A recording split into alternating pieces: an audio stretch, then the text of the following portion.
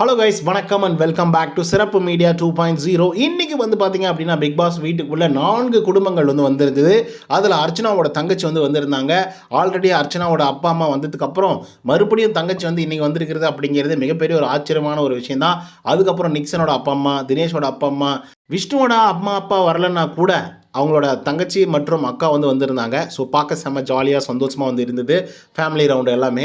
அதை தாண்டி பார்த்தீங்க அப்படின்னா ஹவுஸ்மேட்ஸோட அப்பா அம்மாலாம் வந்தாங்க அப்படின்னா, இல்லை ரிலேஷன்ஸ் எல்லாம் வந்தாங்க அப்படின்னா அவங்கெல்லாம் கலந்து பேசி குடும்பங்கள் கொண்டாடும் ஒரு நபரை தேர்ந்தெடுக்கணும் அப்படின்னு சொல்லிட்டு புது கான்செப்ட் பார்த்தீங்கன்னா இந்த பிக் பாஸ் வீட்டுக்குள்ளே கொண்டு வந்திருக்காங்க சீசன் 7ல்.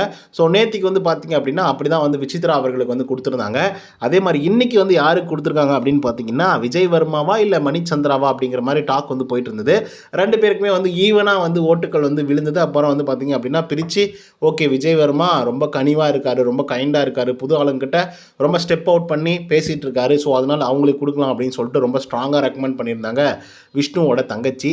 ஸோ அதன் காரணமாக பார்த்தீங்க அப்படின்னா இன்றைக்கி அந்த விஷயத்தை தட்டி தூக்கின்னு போனது யார் அப்படின்னு பார்த்தீங்கன்னா நம்மளோட விஜய் வர்மா தான். ஸோ இப்போ நீங்கள் சொல்லுங்கள், உண்மையாகவே குடும்பங்கள் கொண்டாடும் ஒன் ஆஃப் த கண்டஸ்டன்ட் அப்படின்னா அது யார் அப்படிங்கிறத நீங்களே கமெண்ட்டில் பதிவு பண்ணுங்கள். அதே மாதிரி உங்களுக்கு பிடிச்ச கண்டஸ்டன்ட் யார் அப்படிங்கிறதையும் தெரிவிங்க.